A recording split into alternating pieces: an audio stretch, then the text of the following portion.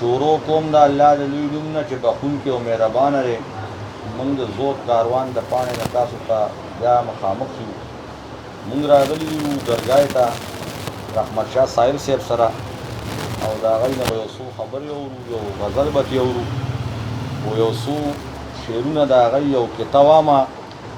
چې ستم مې د دا ټول وطن د مرګ په خوب وده کي،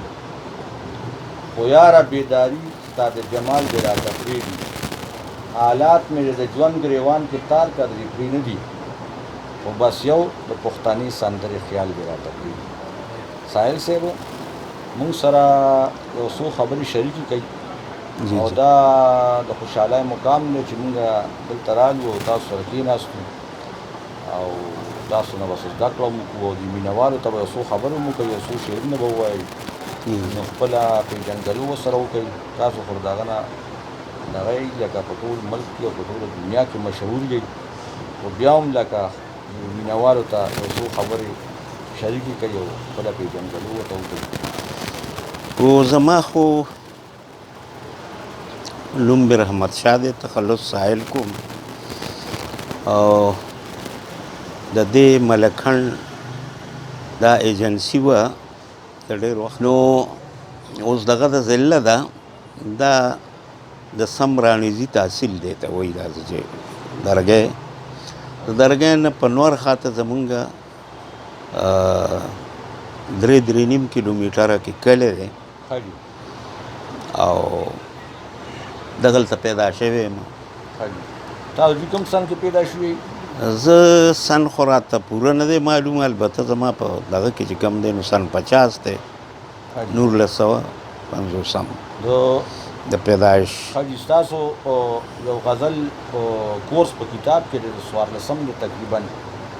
او په هغې کې باندې ستاسو تاریخ پیدایش هغې 45 لیکلی دی، 1945 او 45 هغې ما ته چا ووایي چې لیکلی دی. دا اوس ګورو چې د چا نه دی. ستاسو راغلی و په کورس کې 14 پرچه کې راغلی و او زما خپل هلته کې سوپرډان سره ډیپټي وه،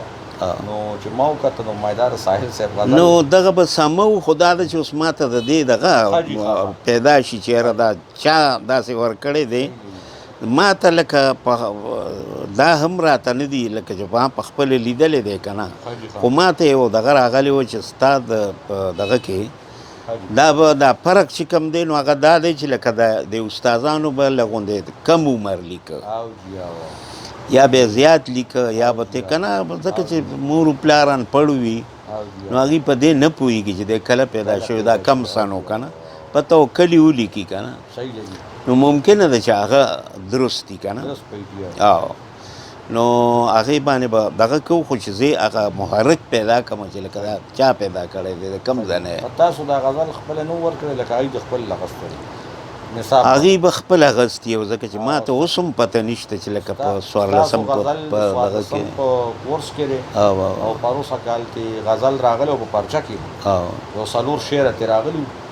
نو هلکانو وویل چې تاسو سره خو د رحمت شاه سایل صاحب سټډي ډېره ده او د دې تشریح مشري او لکه اخوا دېخوا، نو بس چاته به مې داسې وکړه چاته به مې داسې ولیکه،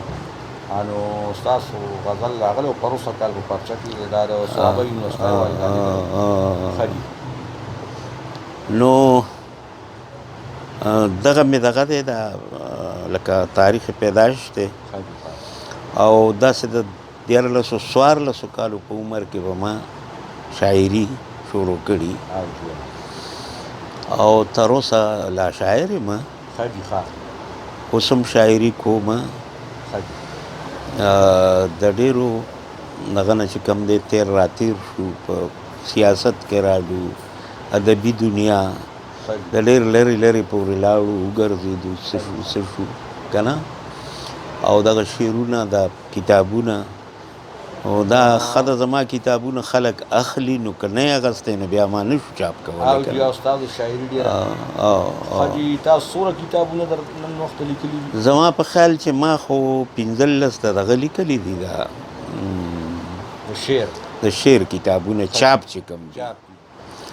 هسې خو که زه نور چاپ کوم نو 14-15 ته جوړېږي، خو چې کوم چاپ دي 15 دي او دا 15 ما دغه لیکلي دي، نثر دی یو اخیری سندره را ما چاپ دی ما او دا افسانې دي هغه افسانې دي یو باچا خان ما لیکلی دی د باچا خان د افکارو معنوي تصویرونه یو مې په تنقید لیکلی دی د تنقید مشرق و مغرب او پښتو یو مې د پښتو شعر آینې داسې مقالات مې لیکلي دي په نورو شاعرانو باندې او یو مې په املا لیکلی دی اوس چاپ نه دی چاپ دی او تاسو یو خبره کړې وه چې زه خپل دوکان کې ناست وم یو هلک راغی چې بابا دې غواړي هغه خبره مونږ ته لږه وضاحت وکړي هغه خو زما په خیال زمونږ داسې په دې ګرځېدو را ګرځېدو کې ثوابی کې زه ډېر پاتې شوی یم بیا په دې نورو علاقو کې هم د دې سیاست په وجه باندې چې کوم دی زه ډېر پاتې شوی یم جلسو له مشاعرو له لکه ډېر تللی راغلی نو هغه دلبر خان ټکر دی خدای وبخي زمونږ ډېر زیات ښه تعلق خو ګپ و خو بیا لږ غوندې پکې یو دغه راغلی نه تره خو یې نه و خو د ټکر هغه مو دي هم دي نو د هغه سره لکه زما یو دغه هم و یو داسې هغه سپږه مې ورسره مړه غوندې هم وه نو را روانو او زما به په دې مارکیټ کې مخامخ دوکان و هم په دې ځای نو ما لا آواز ورکړه چېره دغه هغه د هغه ځای نه چې لږ رانږدې شو نو ما ته یې ویل که بار دی یو میلمه دی او غواړي دی نو ما ورته وی چې ټکر خان دا ته خو خان سړی یې که نه ما وی چې دا ته څنګه راغلی دا میلمه لکه چې ډېر زورور وي ګپ مو سره ولګاو که نه نو هغه وخاندل وی او زورور خو دی نو بیا چې راورسېدو نو ما ورته وی چې څوک میلمه دی وی چې باچا خان راغلی دی نو هغه خو راکوزېدی نه شي خو وی چې دی راله راوباسه او ما سره به په ګاډي کې کینی چې زه سره ځان له څو خبرې وکړم او بس زه خو لکه هغه مې هم ناستې ته پرې نښه او بس په منډه راووتم نو چې کېناستو سره نو بس د هغه خبرې دا وې یوه دا خبره وکړه چې زه بونیر ته یو دعا له تلمه دوه دعاګانې وې هغې له تلمه زما ملګري وو هغې کې غمونه شوي وو زه نه وم وتلی او په سوات کې یو دوه درې دعاګانې وې نو هغې له نو ما د ملګرو سره پروګرام جوړ کړی و خو دا مې ته لوز اغستی و چې په هغه ځای به راتاویږو په دې به ځو بونیر ته او په سوات به راتاویږو نو چې په درګۍ راځو نو دی به یینو خامخا به یینو هغې را سره لوز کړی و ښه وری وستمه نو هغه ما ته دغه وکړه چې دا ګوره زمونږ خو زه دوه ځله د ایجنسۍ ته راغلی یم په دې دوران کې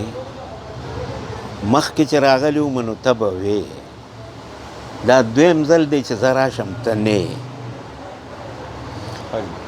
نو ما زه دې له رالم چې ګوره دا ستاسو خبرې چې کمي که نه په دې دا خلک پوهېږي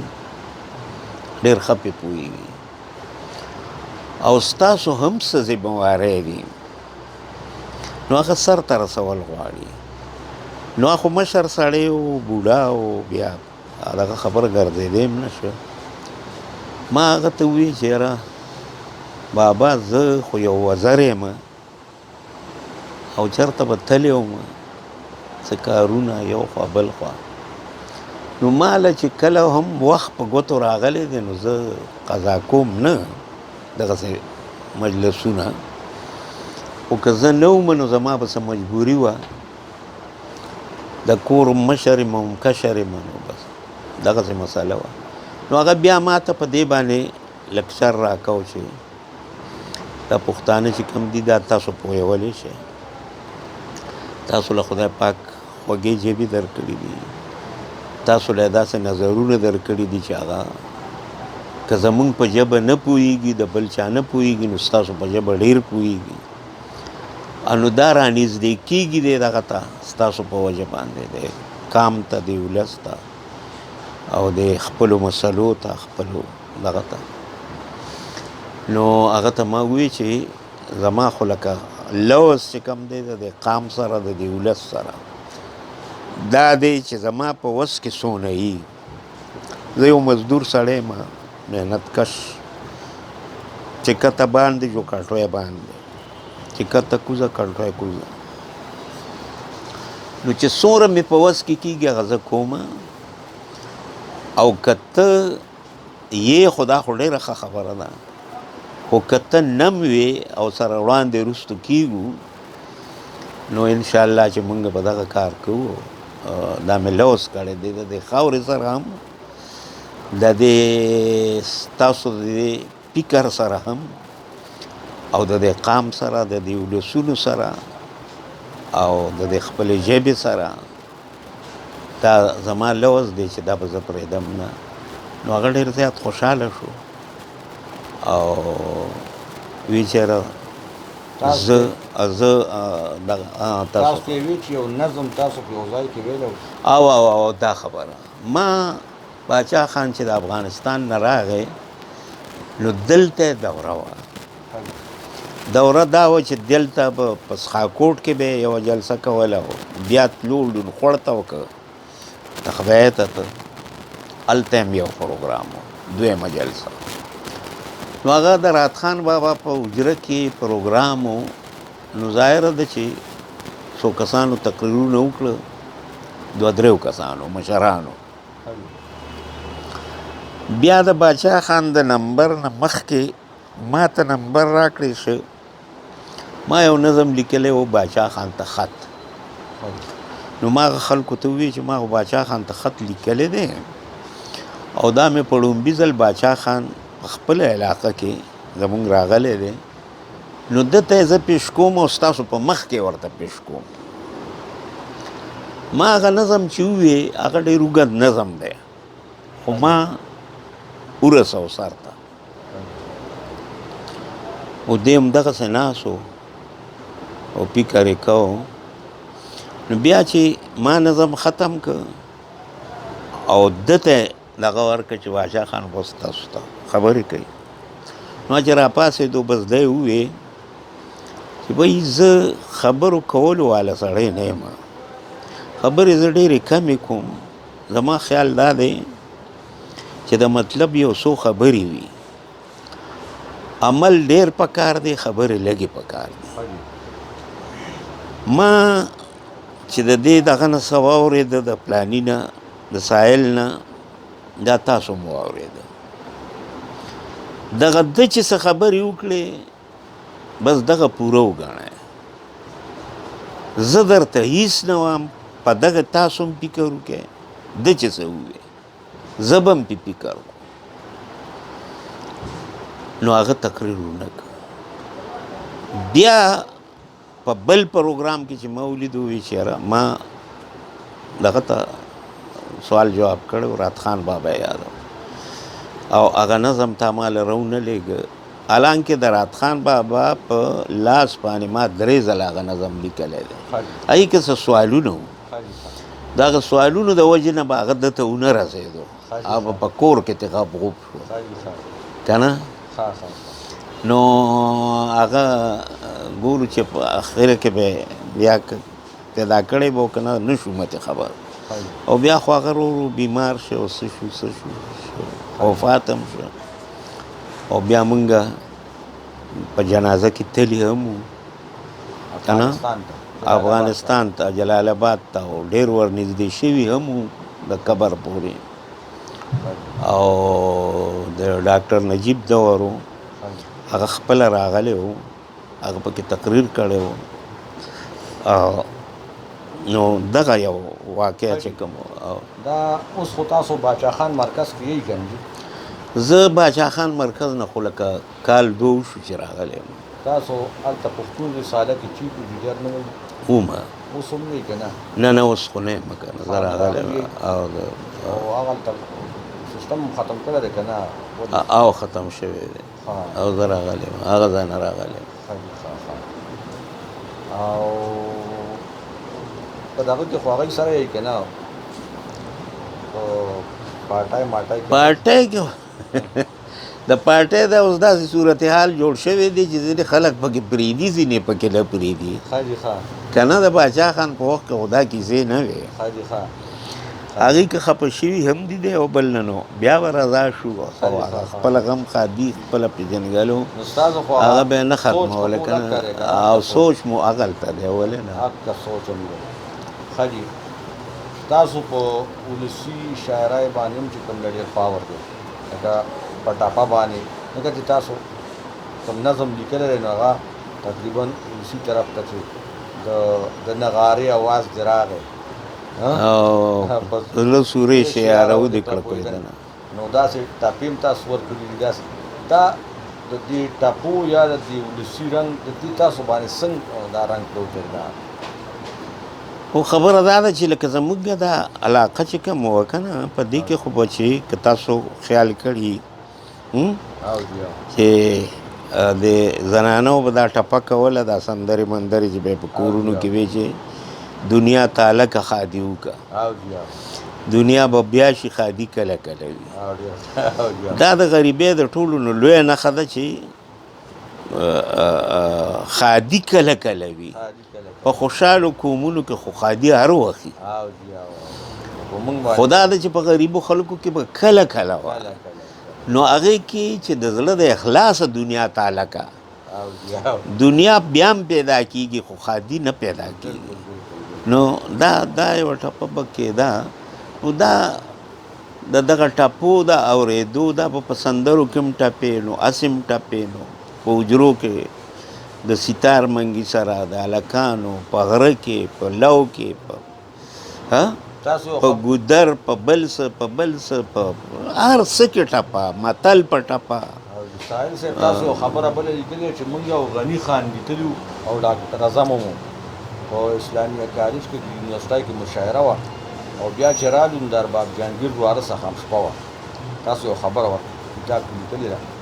نو وایي غني خان مانګې راواغست که څه او اعظم له ستار ورته نو دغه ته ووایي خیبر افریدي هم تاسو سره و خیبر افریدي ته ووایي چې غني خان چې لکه دا تاسو نه خاطر افریدي څنګه مړې دا ټي وي له هم مرضي دا خبره تاسو بالکل هغه خیبر ته ووایي واقعي اعظم ستار غږ دغه سره خپله منګې وه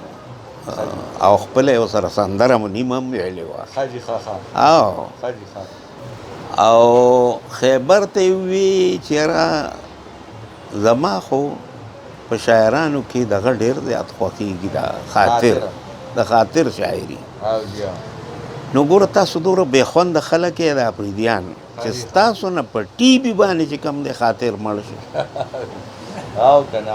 ټي بي هم څه مرض وي چې لکه ستاسو نه په ټي بي او ځواني مرګ شي نو ډېر ګپونه مو لګول د ساره پورې چې کوم دی مونږ په دغه وده او غني خان به پکې سندره شروع کړه څه به یې کول خو لکه هغه ښه د زړه د اخلاص ځکه چې مونږ ټول کسان چې کوو نو هغه د یو خیال خلک د یو خیال خلکو نو ښه د زړه د اخلاصه چې کوم دی که نه تاسو خیبر افریدي سره هم ډېره مینه کړې ده تاسو وایي چې زه کله خیبر ته ورشم نو